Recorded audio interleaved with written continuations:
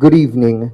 The Magnolia Chicken Templados Hotshots are starting their bid on the Philippine Cup with a win over the Blackwater Bossings. And with us now are the winning coach, Coach Chito Victolero, and our best player of the game, Xavier Lucero. Congratulations, gentlemen. Coach Chito, lumamang kayo for the most part of the match. 15 of your players played on the floor at maganda rin yung naging ball movement ninyo. Now that you guys are healthier, unlike before, paano po ba yung naging approach ng team to start and finish strong in this match na i-a-apply nyo rin sa susunod nyo pang mga laro? Okay, first of all, I would like to thank Lord Jesus Christ for this W.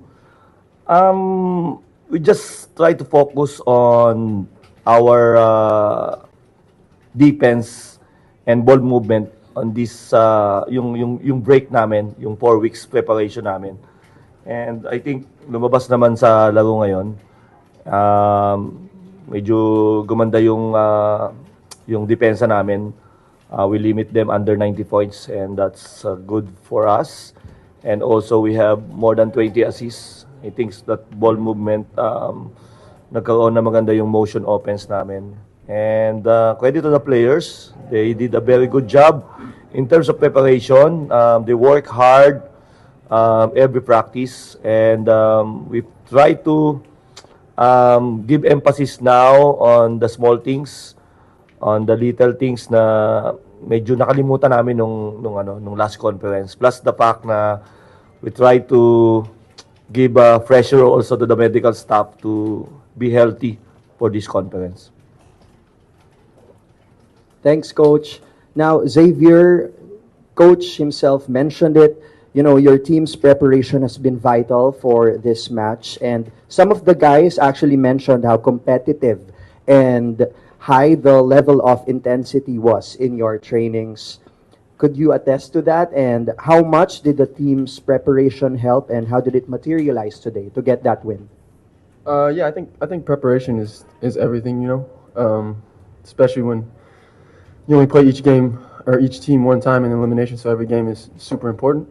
And yeah, we go at it in practice for sure, but you know that's what they say. You know, practice should be easier. I mean, harder than the games. So once you get into the games, you've been there before, you know. So yeah, I think the preparation is the key for us.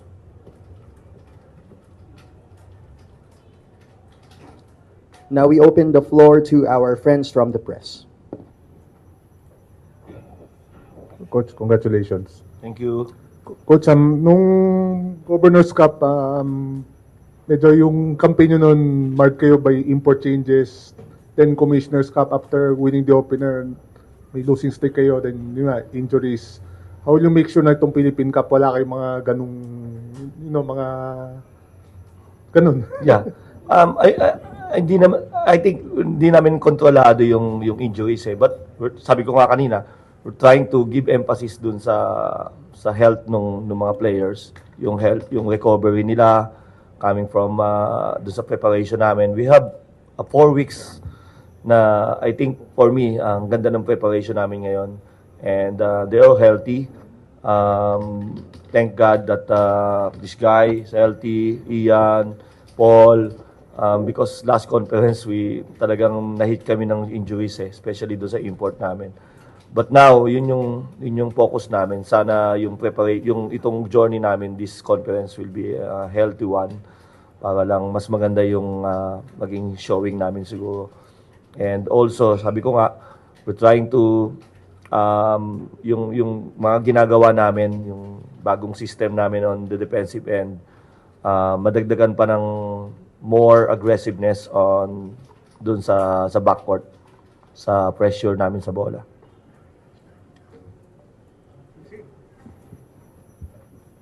Saber, this is your first All-Filipino with Magnolia. Do you see yourself maybe getting a bigger role with no imports, all locals? I think for me, I just try to take advantage of the opportunities I'm given. So I put in a lot of work to this game, you know, and all glory to God for giving me the skill and whatnot to be able to perform. And to be honest, whatever I can do just to help the team advance farther is most important thing. So contributing in whatever way I can is really the goal. Coach, at least for this game, Coach, medyo spread out yung mga minutes. Is this part of the plan to keep the players healthy for the long run? Yes, you know naman, we're not getting any younger. We have young guys that can, play like Jerome and these guys, Aris. But of course, we want to, as much as possible, limit or ma-spread namin yung minutes ni Mark, ni Paul, ni Ian, Calvin, para lang pagdating ng mga playoff time, they are fresh.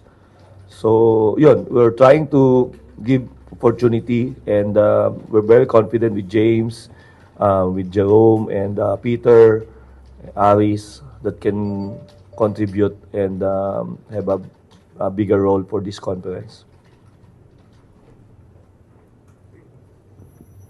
Coach, you play Converged on Wednesday sa anniversary. And based on what sa nilaro nila kagabi, they could be threat sa inyong chances this early part ng conference. Yes, they are also very good team. They are well coached team, and I think we have to prepare hard for that game. And I think for the last two conferences, we have a hard time with Phoenix. Di pa yata kami nanalo sa kanila kahit sa tune-up eh. So it's a big challenge for us, and I hope we can recover for the next 3 days, and let's see. And then it's also a good thing that it's a 50th anniversary of the PBA, so I invite everyone to watch the game, especially kayo. Tsaka si Com, kailangan nandun. Okay, thank you.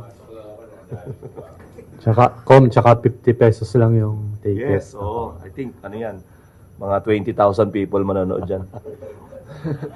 Coach, yung last Commissioner's Cup, Blackwater din yung unang game nyo.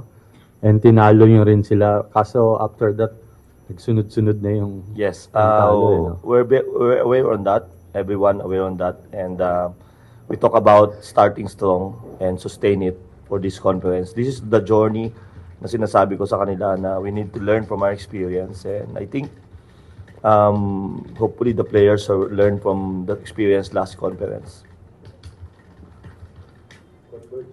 Yes, tama.